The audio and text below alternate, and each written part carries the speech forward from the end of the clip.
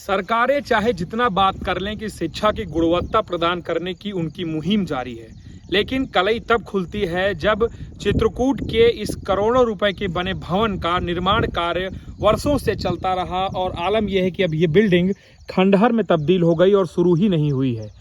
आलम यह है कि मानिकपुर का राजकीय बालिका इंटर कॉलेज, जो कि मौजूदा समय में एक जर्जर बिल्डिंगों में चल रहा है, वहाँ पर जो स्थिति है बालिकाओं की वो बेहद खतरनाक स्थिति में वो पढ़ाई कर रही हैं। वहीं पे भीड़ भाड़ है, वहीं बच्चियाँ पढ़ती हैं। स्थिति बेहद गंभीर है क्योंकि बिल्डिंग जर्जर है। लगातार हमने खबरें भी दिखाई।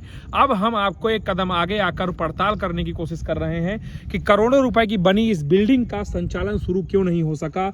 वर्षों से सरकारें बदल गई, कई सरकारें बदल गई, लेकिन अब तक इस बिल्डिंग का जीर्णोद्धार नहीं हो सका।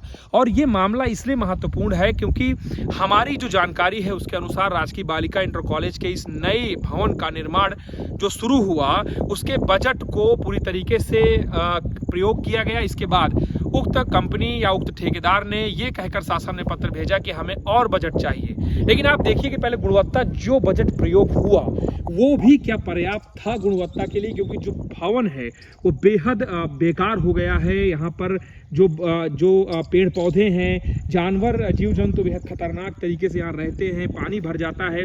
अब आप सोचिए, ऐसे में अगर यहाँ बजट लगाया भी जाएगा तो क्या स्थिति ठीक हो पाएगी इस भवन की।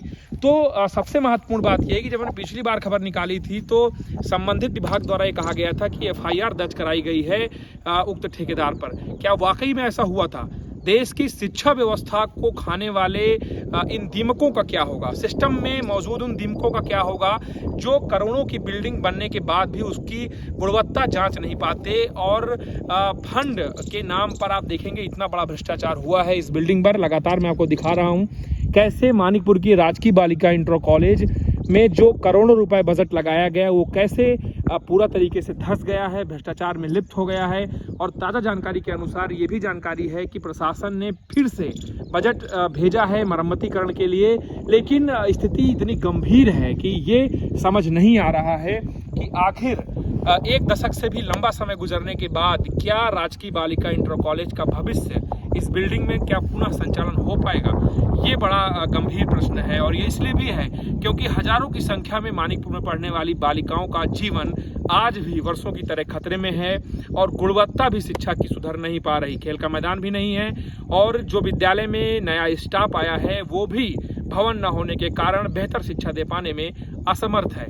तो सबसे बड़ा प्रश्न ये है कि क्या ये जो भ्रष्टाचार हुआ है उस पर जांच गंभीर होगी या जांच के नाम पर फाइलों को फिर से दबा दिया जाएगा और हाल कुछ ऐसा होगा इस नए भारत के में जो 75 बरस बाद अपना जो मना रहा है अमृतकाल, उस अमृतकाल का नज़ारा आप देखिए। और इस अमृतकाल में ये जो बजट है वो किस तरीके से बर्बाद किया गया, कैसे खाया गया।